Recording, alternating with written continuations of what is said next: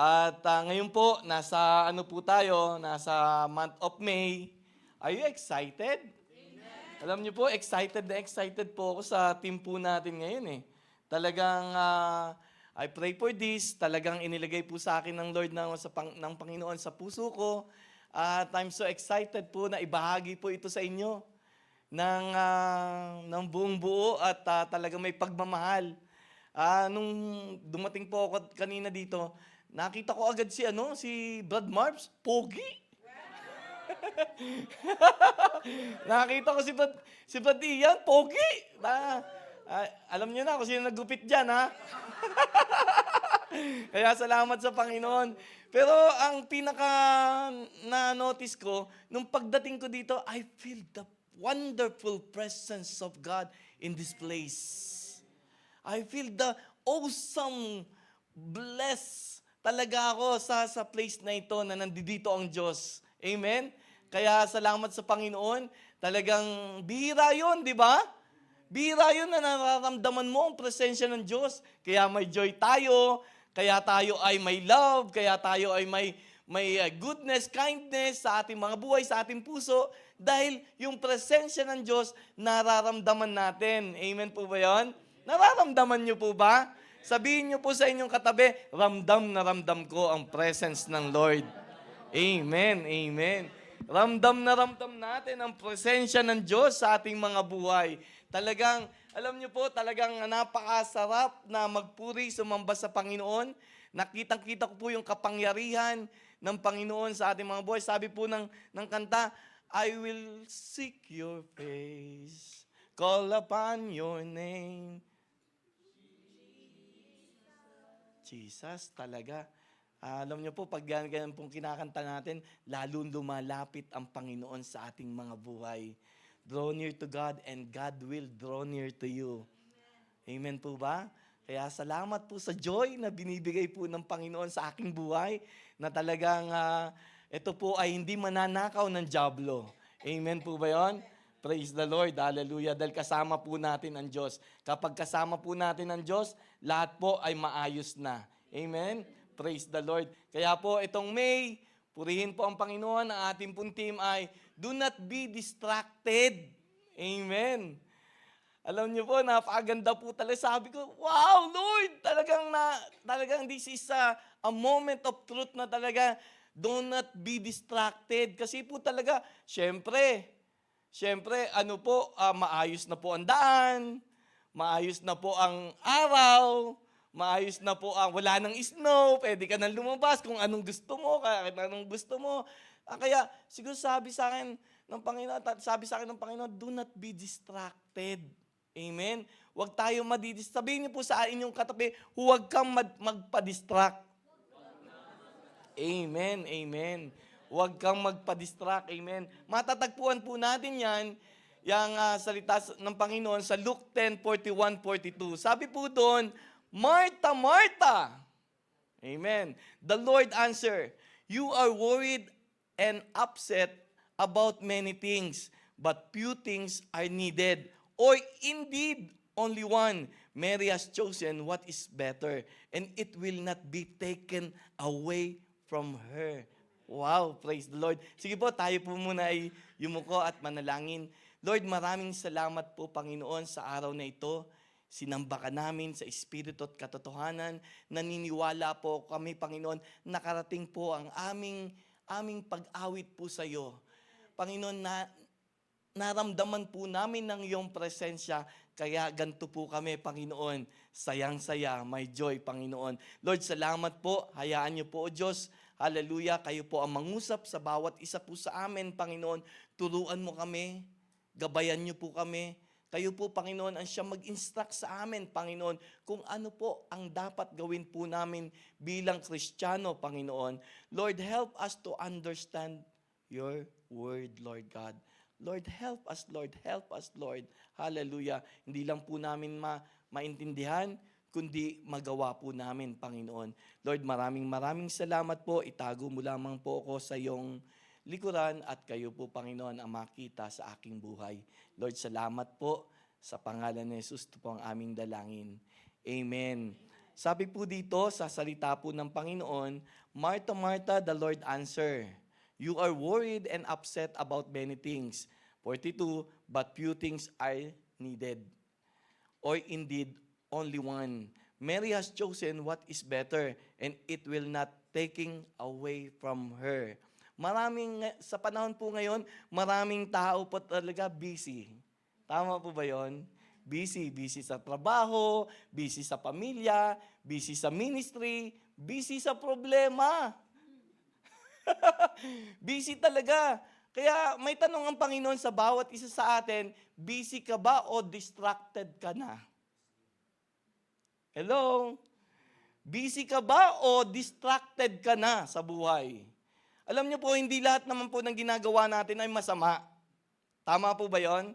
Pero kahit mabuti kung inilalayo ka naman ng Lord, inilalayo ka naman ng kalaban, yung ginagawa mo, nilalayo ka sa Lord, eh, nadidistract po tayo. Tama po ba yun?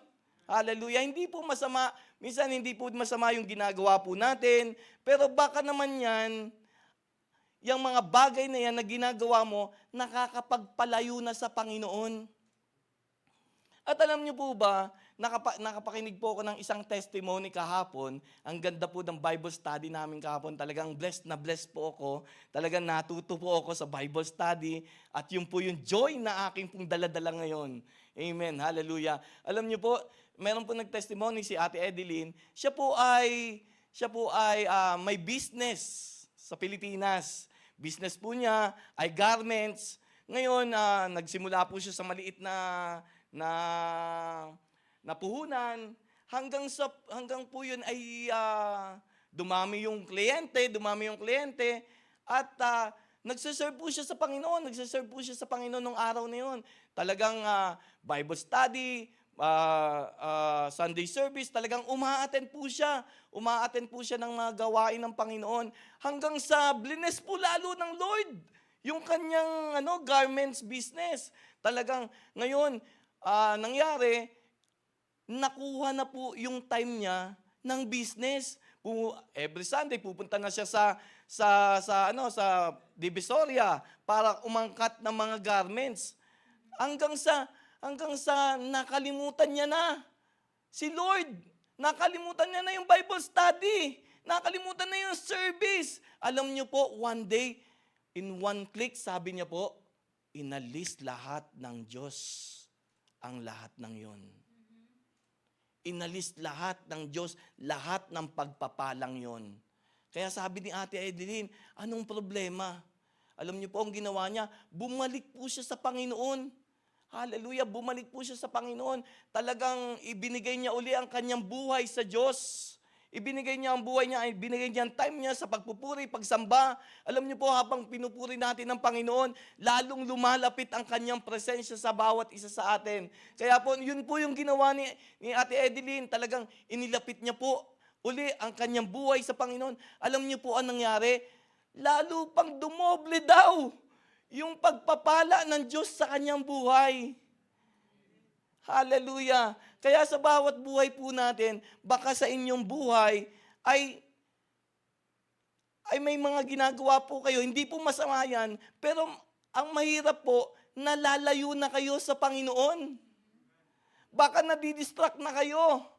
Baka kayo ay hindi na lumalapit sa Panginoon. Dati may Bible study kayo. Dati may prayer meeting kayo. Baka hindi na kayo nakaka-attend nun. Kasi sa mga bagay-bagay dito sa mundo. Hallelujah. Kaya po, napakabuti po ng Panginoon. Sa buhay po ni Ate Edeline, nakita niyo po yung paano po talaga unahin ang Diyos sa ating mga buhay. Pag inuna mo ang Diyos, kaya nga po, favorite verse ni Brother Marbs, seek ye first the kingdom of God and His righteousness, and all these things shall be added unto you. Kaya po, mga kapatid, seek first the Lord. Hallelujah. Seek first the Lord. Naniniwala po ako doon. Hindi po kayo pababayaan ng Diyos. At tayo po ay pumunta sa buhay ni Martha. Ito po si Martha ay busy pero distracted. Busy po si Martha pero distracted, abala sa paglilingkod. Sino po dito ang abala? Sino po dito ang abalang-abala? Sino po ditong abala sa paglilingkod lang? Yung nabibigatan na, yung nag-aalala na sa paglilingkod, puro pag-alala na lang. Pag naglilingkod ka, pero frustrated ka. Alam niyo po si Martha, hindi po siya tamad. Sa totoo lang. Siya po'y masipag. Siya po talaga ay naglilingkod. Pero sabi ni Jesus, abalang-abala ka at nag-aalala sa maraming bagay. Sabi ng Panginoong Jesus, busy-busy ka. Busy-busy ka. Tatakbo ka bang busy? Ay, iba lang, konti lang nakaano, konti.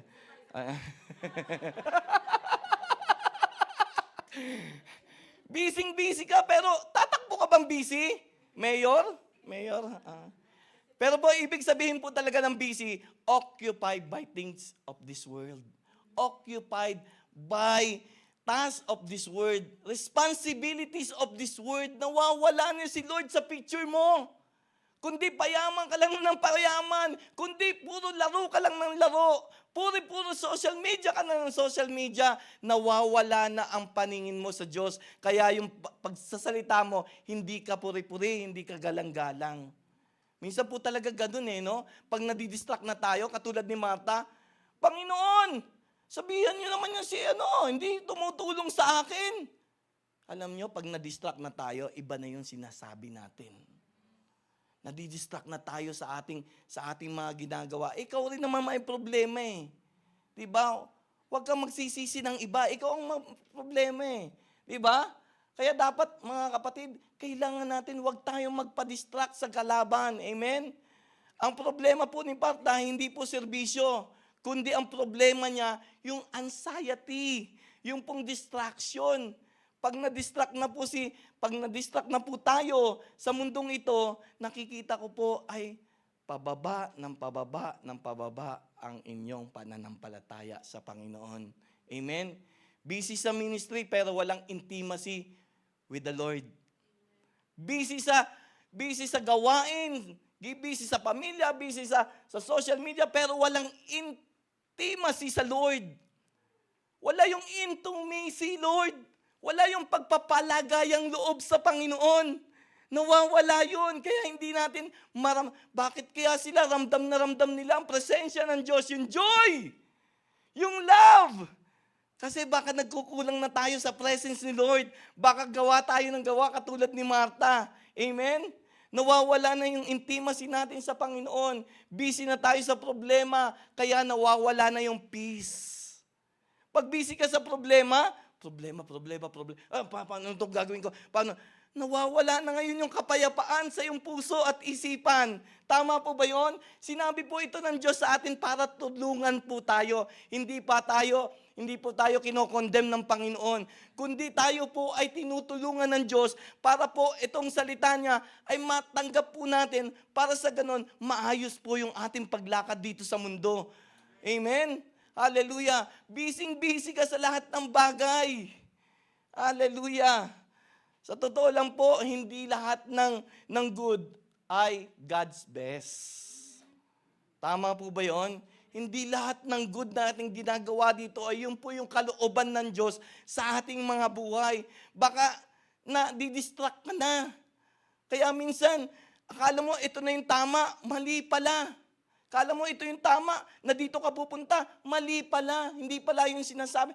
Because wala kang intimacy sa Panginoon. Wala kang intimacy, walang pagpapalagayang loob. Hindi mo kilala si Lord. Kailangan po makilala natin ang lubusan si Lord. Alam niyo po, pinag-aralan ko po ang buhay ni Martha. Sabi, ang tagal niyang tumibay ang kanyang pananampalataya. Ang tagal po tumibay. Hindi po makita sa kanya ang Panginoong Jesucristo. Bakit? Kasi abalang-abala siya sa mundong ito. Abalang-abala siya sa lahat ng ginagawa dito sa mundong ito. Hallelujah. Napakaganda po, hallelujah, sa bawat isa po sa atin. Matulungan po tayo ng Panginoon na tayo po ay matulungan po tayo ng Panginoon sa kanyang salita. Meron pong kabataan na humilig sa pastor. Pastor, pag-pray niyo po ako, wala po akong trabaho. Pinag-pray ng pastor. Sinagot ng Diyos! Sinagot ng Diyos. Hallelujah. Talagang ang sipag sa gawain nung kabataan niya. Ang sipag sa gawain talaga. Prayer meeting, Monday, Tuesday, Wednesday, Thursday, Friday, Saturday, Sunday. Talagang nandun sa gawain. Hallelujah. In-answer ni Lord yung kanyang prayer request na magkaroon ng trabaho. Ngayon, nawala ng Monday, nawala ng Thursday, nawala ng Saturday. So, ano na lang, Tuesday na lang, Wednesday na, at saka Sunday na lang. So, ngayon, hanggang sa, nandun na siya, nakapokus na siya ngayon sa trabaho, nawala na lahat. Alam niyo po, ngayon, tomboy na siya. Nawala na yung salita ng Panginoon sa kanya. Na-distract na siya ng mga nakikita niya dito sa buhay, sa mundong ito.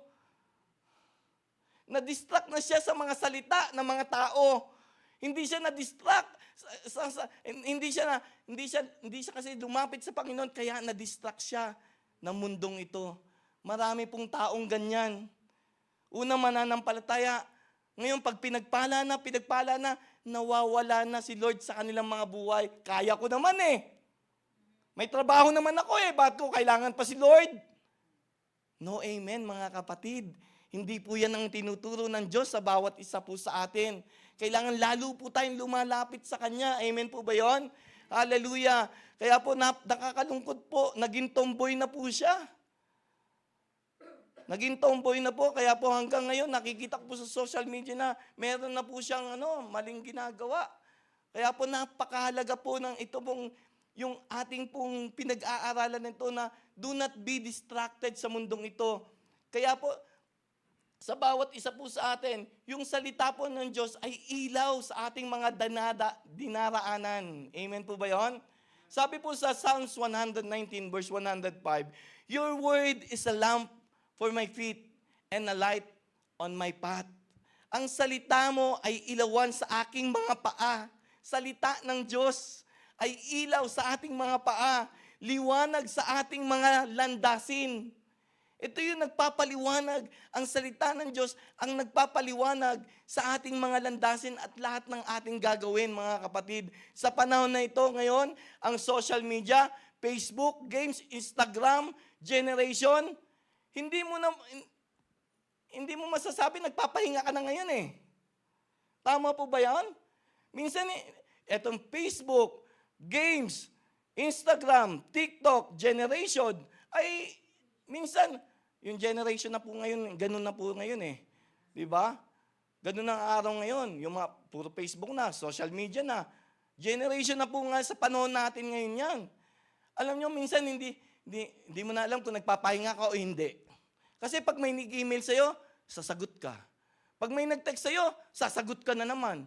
Pag may nag-TikTok sa'yo, maglalike ka. Hindi mo na alam kung nagpapahinga ka o hindi ngayon. Tama po ba? Hindi mo na ngayon nakikita si Lord sa buhay mo. Kaya ngayon, puro hallelujah. Kaya ano po tayo, nadidistract po tayo mga kapatid. Huwag kang magpa-distract. Sabihin mo sa iyong katabi, huwag kang magpa-distract, kapatid. Hallelujah. Kapag hawak po natin ang faith, naniniwala po ako na patuloy po tayong mananampalataya sa Panginoon. Kaya minsan po mga kapatid, pag tayo po ay sa araw-araw ng ating buhay, pag talagang kasama natin si Lord sa ating mga buhay, tignan niyo po ito. Lagi tayong sinasabihan sa ating trabaho, how are you? Di ba? How are you? Alam niyo yung sinasabi ng iba? I'm so busy. I'm so tired. It's crazy today. Ganun no? Ganun lagi yung sinasabi ng tao dito. Hindi nila sinasabi, I'm so blessed. Wala nagsasabi nun. Sabihin niyo yun bukas sa inyong mga kasi blessed talaga kayo. Kasi nakapakinig kayo ng salita ng Diyos. Amen? Natuto kayo. Hindi yung sasabihin, I'm so tired. Pababa na. Talagang puro ganun yung sinasabi. Monday na Monday. No? Kaya Good morning. Maayos po dapat. Kasi po, pag busy tayo sa mga bagay-bagay, distracted po tayo. Pag po tayo maging busy po tayo sa Panginoon. Amen? Maging busy po tayo sa Lord. Hallelujah. Pag-aralan po natin si Mary. Si Mary naman po, focus sa presensya ni Jesus. Si Mary ay nakaupo sa paanan ni Jesus. Nakinig ng salita ng Diyos. Si Martha ay nasa kusina. Pero si Mary, anong ginawa? Umupo sa presensya ng Diyos. Hallelujah. Pinili niya yung mabuti. Pinili niya si Jesus sa kanyang buhay. Kaya po sabi po sa Luke 10:42, but few things are needed, or indeed only one. Mary has chosen what is better. Amen? What is better. And it will not be taken away from, hindi mawawala ang salita ng Diyos. Pag talagang ipinasok mo sa puso mo at isipan mo, kapatid, hindi mawawala yan. Pag talagang inilagay mo sa matabang puso. Pero pag yan narinig mo lang, mga kapatid, alam na natin kung anong mangyayari, di ba po? Kahit naman po sinong taong mangyayari sa ganun. Talagang narinig lang, pero nawala, hindi nilagay sa puso, hindi inak. Talaga pong nadidistract po talaga. Ang isang buhay po, kapag nakatuon sa presensya ng Diyos o sa salita ng Diyos, ay napakagandang gawain. Sabi po ng Panginoon. Sabi po niya, and it will not be taken, but Mary has chosen what is better. Hallelujah. Hindi po siya tumulong sa kusina. Pinili niya po ang presence ng Lord. Pinili niya po na ang salita ng Diyos, hindi performance. Hallelujah. Hindi po, pinili niya po yung mabuti. Ang ibig sabihin pala sa buhay po natin is a matter of choice. May choice pala tayo kung ano dapat pong ating gagawin. Kung gusto mo mapagpala, makinig ka ng salita ng Diyos. Pero kung ayaw mo mapagpala, ayun, punta ka sa kusina, kumain ka. Ano? Tama po ba yon? Ibig sabihin po, may choice po tayo, distraction or devotion. Busyness or presence of the Lord. Service o relationship sa Lord ng buhay natin. Alam niyo po, gusto ko sabihin talaga sa akin habang ginagawa ko po, akin to. Kasi naniniwala po ako, pinagpapala ako ng Diyos. Amen? Hallelujah. Alam niyo po, meron pong ganito example, minsan ganito tayo mga kapatid, pag prayer time, Lord, mamaya na po, busy po ako Lord. Ganun no? Pag prayer time, pag mga Bible study, Lord, may sakit po ako mamayang 8:59 Di ba? O 9:59 kasi 10 o'clock ang service natin. Ganun no? Pero pag may problema, Lord, online ka ba? Lord, asap po ito. Pagalingin niyo po ako. Kapag may problema dun lang sasabihin sa Lord, Lord, kailangan kita. Pag may problema na, alam niyo po, hindi lang po pengi noon lang tayo. Dapat Panginoon talaga. Dapat master natin ang Diyos sa ating mga buhay. Amen po ba yon?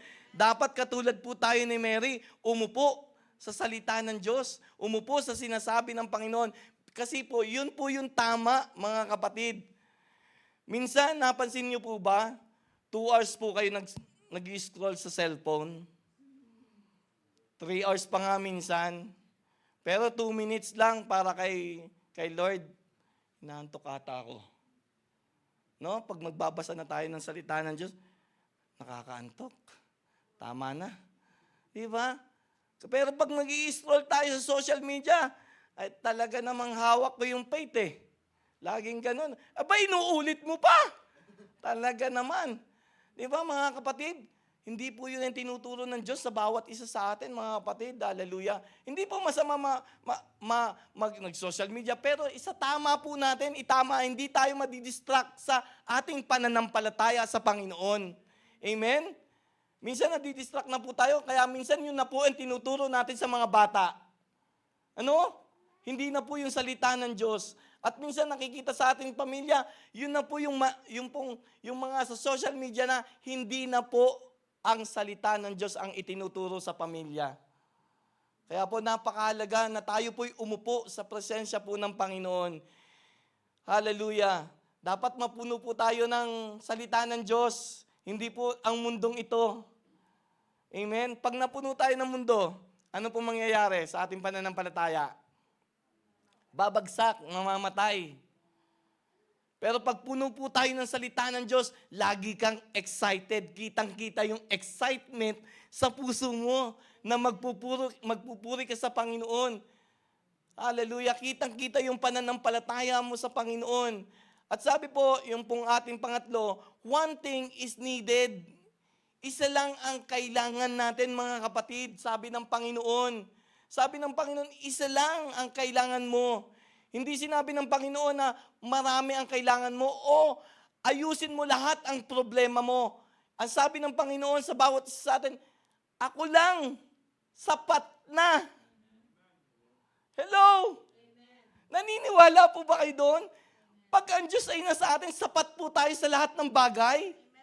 Amen. Kasi po siya ay nagbibigay ng kagalakan sa ating buhay. Siya po ay nagbibigay ng love sa ating buhay. Siya po ay hindi po makikita yan sa mundo. Negative po eh. Minsan, makikita po natin sa mundo, negative. Kaya nawawalan din po tayo ng pananampalataya sa Panginoon. Sabi ng Panginoon sa bawat isa sa atin, salita ng Diyos lamang. Isa lang ang kailangan mo, Marta. Hindi mo kailangan na puro pagluluto o puro gawa ka ng gawa o dami mong ginagawa sa mundong ito. Isa lang muna. Unahin mo ako, kapatid.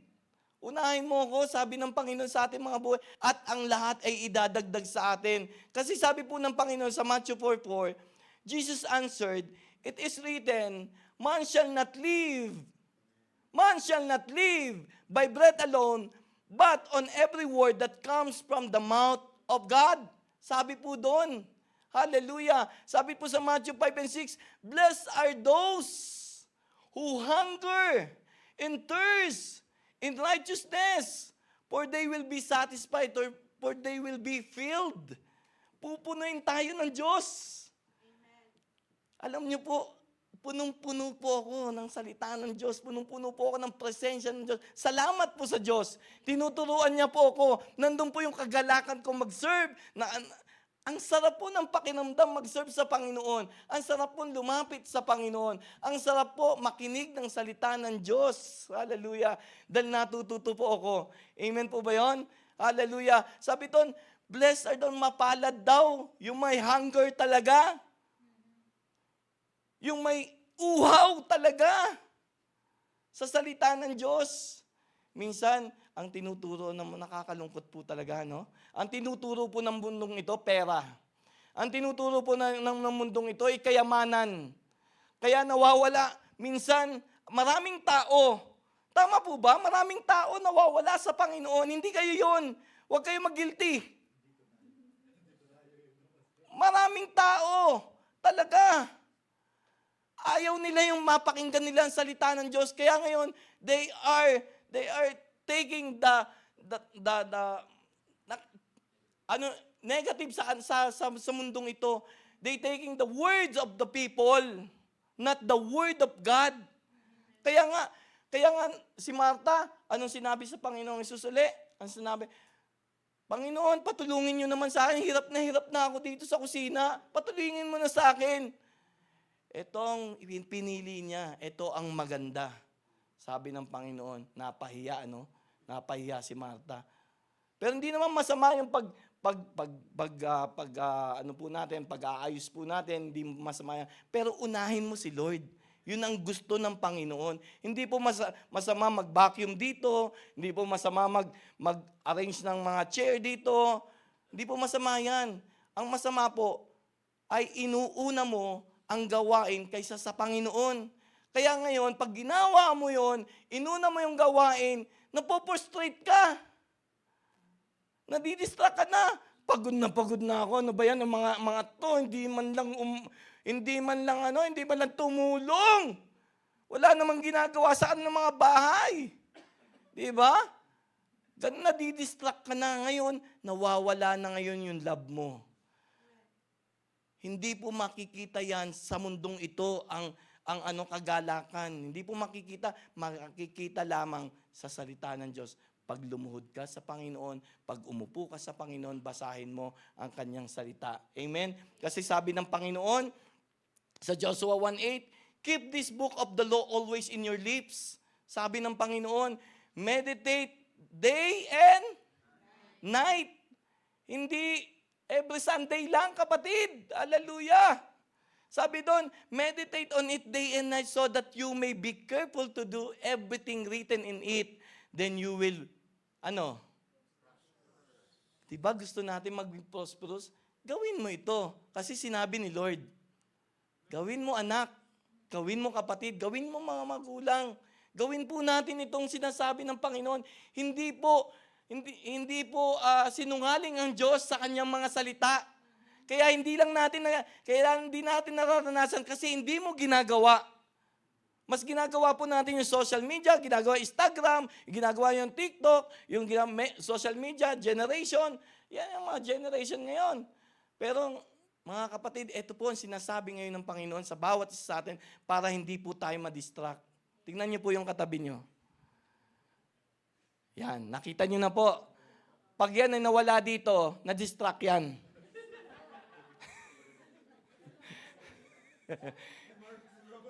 Yan. Huwag kayong magbiro. Baka mamaya, wag po na inyong, kaya, in the name of Jesus, patuloy kayong gamitin ng Panginoon for the glory of God. Kaya nga po, napakarami talagang hinahatak ng mundong ito eh. Hinahatak ni Satanas kasi gusto niya mapunta rin yung taong yon sa impyerno. Ayaw niyang pumunta sa langit ang maraming tao. Gusto niya, kasama niya sa impyerno ang lahat ng tao. Kaya dinidistract niya. Ako naman, ito, purihin ng Panginoon. Kayo, nandito, you are always encouraged to me. Mag-encourage tayo dito para hindi tayo mapunta sa impyerno. Mag-encourage tayo dito, hindi tayo magdi-discourage sa isa't isa, hindi tayo magpapatamaan sa isa't isa. Amen? Hindi tayo maninira ng isa't isa. Hindi tayo magsasabi na kahit nakatalikod si pastor ay nagsasabi ka ng hindi maganda. Amen? Napakahalaga po noon, nadidistract po tayo ng mundong ito. Kaya ngayon, maraming churches dito sa Canada, pinagbibili na yung building. Amen? Pinagbibili na yung building. Kasi they are distracted by this world. They are distracted of the negative things of this world. Pinapaalalahanan tayo ng Panginoon. Kaya maraming mga tao talagang away lagi. Kasi walang love. Pero pag inuna mo si Lord sa buhay mo, laging sasabihin mo, love. Maayos ang pananalita mo, Kiko. Amen? Hallelujah. Maayos ang ginagawa mo, Kiko. Amen? Amen. Hallelujah. Tuwan-tuwa po ako sa batang to. Hallelujah. Maayos ang pananalita. Maayos yung kanyang ginagawa. Kasi inuuna niya daw ang Lord sa kanyang buhay. Salamat sa Panginoon. Salamat si Brother JR. May anak siyang ganyan, no? Amen? Di ba nagpasalamat naman si Brother JR nung sa prayer meeting natin na may Kiko siyang katulad ng ganito na nagsisilbi talaga sa Panginoon. Kaya napakabuti ng Panginoon sa ating mga buhay. Ang sabi po doon, keep this book of the law always in your lips. Hindi curse, kundi salita po ng Diyos ang sasabihin po natin sa isa't isa. Hindi curse. Ikaw ganito ka eh. Yung tuloy, ganito. Minsan ganito, no? Oo, mahulog ka. Nahulog nga. Oo, mapatid ka. Napatid nga. Minsan ganun eh, no? Alam mo, napakahalaga po ng sinasabi po natin. Dapat sinasabi natin yung salita ng Diyos. Hallelujah. Kasi po, sabi po sa Matthew, makinig po kayo mga kapatid, hallelujah. Napakaganda po ng sinabi ng Panginoon. Paalala po ng Diyos sa ating mga buhay. Matthew 7:24. Sabi po dito, ang nakikinig, hello, basahin po natin. 1, 2, 3. ang nakikinig at sumusunod sa aking salita ay tulad ng taong nakatayo sa bahay sa ibabaw ng bato. Hallelujah. Meron ba nagtayo ng bahay sa buhanginan? Meron ba nagtayo ng bahay sa tubig? Tubig lang ha, walang pundasyon.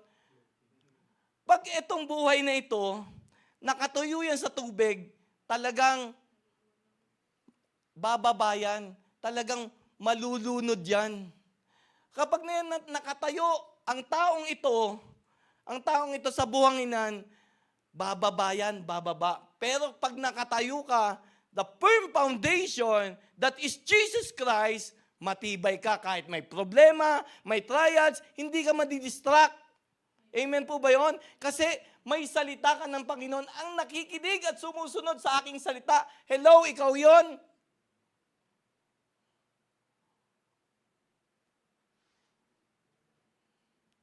Makinig po tayo.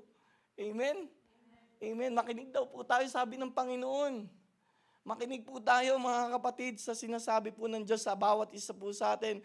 Ang ibig sabihin po nan, kahit na dumadaan tayo sa bagyo o problema, hindi tayo matitinag. Amen? Yung pundasyon natin ay matatag. Hindi ka basta-basta madidistract sa lahat ng gawa ng kalaban sa inyong mga buhay. Kapag ang priority mo si Lord, naniniwala ako matibay ka. Pero pag ang priority mo ang mundong ito, ano mangyayari? Hallelujah. Madidistract tayo mga kapatid sa lahat ng bagay. Kasi distraction itong mundong ito. Minsan, pag mayroon ka ng ganito, gusto mo pa yung sa kapitbahay, meron ka rin ganun. Di ba? Minsan ganun, payabangan na lang minsan eh. Di ba? Kaya ang maganda sa atin mga kapatid, lagi tayong nasa salita ng Diyos para tama po yung ating ginagawa. Amen? Hindi po nakuha na yung kapatid, ay, bakit siya meron, ako wala. Hindi, ang papanalangin mo, salamat po Panginoon, meron siya. Susunod po ako. Kita mo, lakas ng amen ni Ate Daisy kasi siya may sabi nun. Hindi, siya yung nagsabi nun sa pulpito. Tanda ko yun. Hindi ko nakakalimutan yun. Yung mga preaching niyo po, hindi ko po nakakalimutan. Kasi po doon po ako tumitibay. Amen? Kasi pag ginalimutan natin ang salita ng Diyos, hindi tayo tumitibay, mga kapatid. Hindi. Minsan, meron dumating. Ang tibay ng pananampalataya, continue ang pananampalataya niya sa Panginoon. Ngayon, naiinggit ka na, bakit ako hindi ako, Kasi nga, hindi ka dire-diretso yung iyong pananampalataya sa Panginoon, hindi ka nakakitaan. Amen? Napakahalaga sa buhay natin, continuous yung ating pag-sit down sa Panginoon. Amen? Para hindi mawala, magaling pala ka sa akin itong magsalita.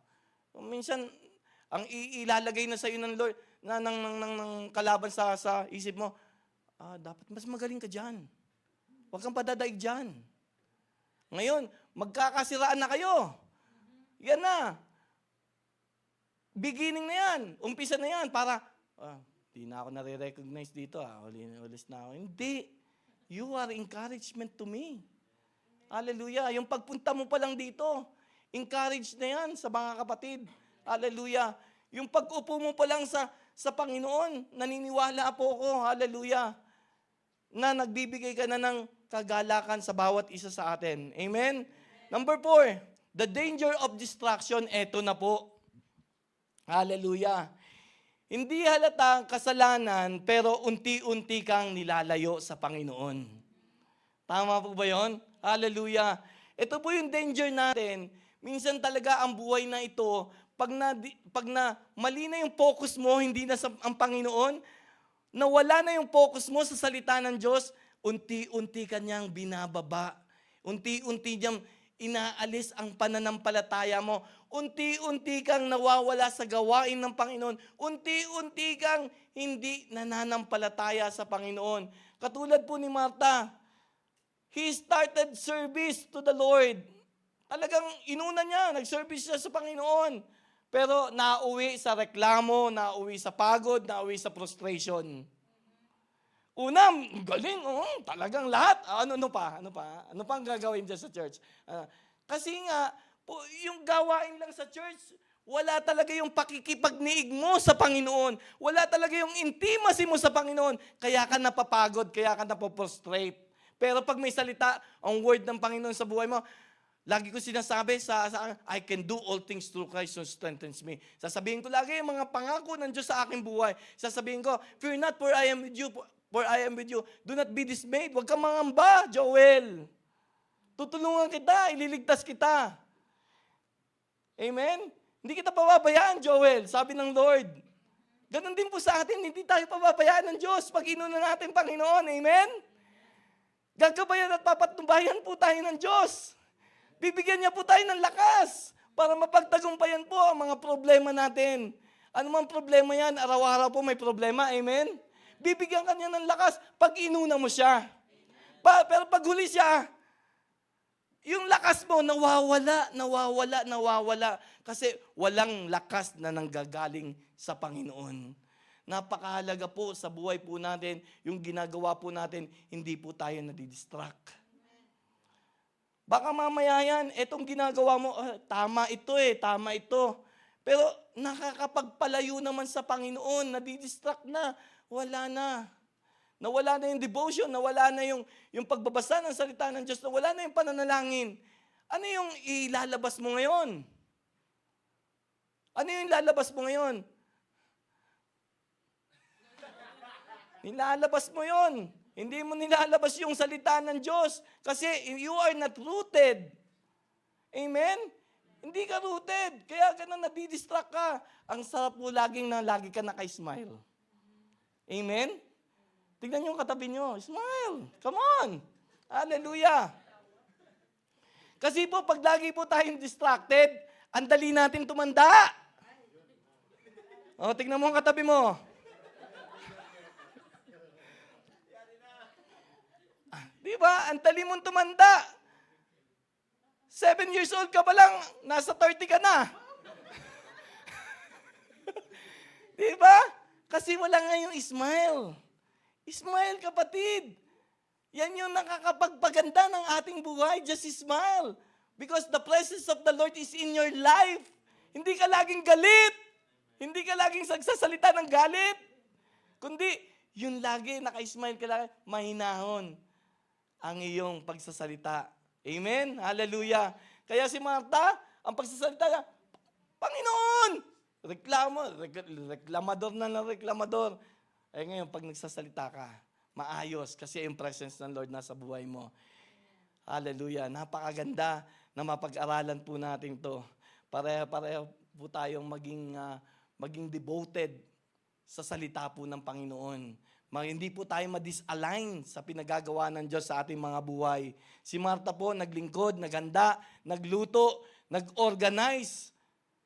Pero si Mary, umupo sa presensya ng Diyos at kinalukdan ng Diyos sa buhay niya yon. Alam niyo po, habang pag-aaralan niyo po ang buhay ni Maria, ni Mary, talaga po nandun po yung respect niya sa Panginoon. Yung pag-reverence niya sa Panginoon. Kung paano po siya lumuhod sa Panginoon. Hallelujah. Napakahalaga po nun, mga kapatid, sa ating mga buhay.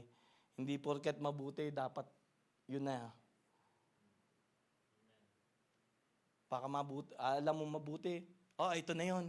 Hindi, kailangan mong siyasatin din ang sarili mo kung galing ba ito sa Diyos. Amen? Katulad ni Martha, mabuti naman yung ginawa niya sa kusina. Diba? Naganda. Pero, ang kinalukdan ng Panginoon, ang salita, si Mary. Hallelujah. Kaya po, sa buhay po natin, umupo tayo sa paanan ng Panginoon. Magbasa po tayo ng salita ng Diyos, makinig po tayo. Maging priority mo ang Diyos sa buhay mo. Amen? Maging priority po natin ang Diyos sa ating mga buhay. Hallelujah. At dito po ako magtatapos sa isang kwento. At ang kwento po nito ay si Manong Jun at saka si Billie Jean. Si Manong Jun po ay talagang buong araw naglilinis. Buong araw po naglilinis si Manong Jun ng bahay. Talagang pinahahalagahan niya yung kanyang bisita. Talagang nadarating kasi yung bisita niya. Eh ngayon, talagang pinaghandaan niya yung paglilinis ng living room, pinaghandaan niya yung pagkain, pinaghandaan niya yung sala, yung kahit na maliit na detalye, pinaghandaan ni Manong June. Eh ngayon, dumating ngayon yung bisita. Si Billie Jean umupo. Umupo ngayon si Billie Jean sa ba't kayo natatawa? Tingnan niyo yung kwento, di si Billie Jean. Kinuha ko lang yun. Hallelujah. Napakahalaga po pala si Billie Jean umupo sa bisita. Ngayon, abalang-abala si Manong John pa rin. Abalang-abala pa rin sa pag sa kusina hanggang sa umalis ngayon yung bisita. Natapos ngayon si Manong Jun. Ng kusina, paglabas niya ng kusina, nakita niya si Billie Jean. Tuwang-tuwa, masayang-masaya. Sabi, nasaan yung bisita? Umalis na po. Ano sabi?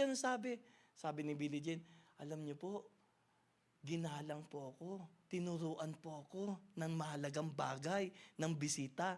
Kaya masayang-masaya po kami ni Billie Jean. Masayang-masaya kami. Sabi ni Manong Jun, wala palang saysay. Yung aking paglilinis, mas mahalaga pala yung bisita muna. Unahin natin. Minsan sa buhay natin, abalang-abala po tayo sa lahat ng bagay. Abalang-abala ka sa pagsa-selfie. Abalang-abala tayo sa mga gawaing bahay. Abalang-abala tayo sa mga ginagawa natin. Pero nakakalimutan natin ang dapat unahin. Mga kapatid, tinuturuan tayo ng Panginoon ngayon. Unahin po natin ang Diyos. Pagkatapos pa lang po nito, pag magbo-worship po tayo mamaya, sa ating pong music team, ating pong victory song, kausapin na natin, talagang bigyan po natin ng halaga ang Panginoon sa ating mga buhay. Amen po ba yon? Kaya napahalaga po sa buhay po natin na unahin po natin ang Panginoong Hesus kaysa po sa gawaing bagay. Parang ganito Martha, hindi po Martha versus Mary. Dapat Mary before Martha. Kuha niyo po yon? Amen. Dapat Mary before Martha. Makinig ka muna sa salita ng Diyos bago ka gumawa ng pinagagawa ng Diyos sa buhay mo.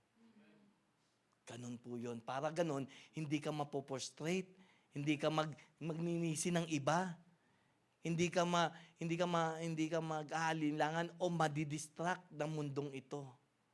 Unahin natin si Lord. Ang lahat ay idadagdag sa atin.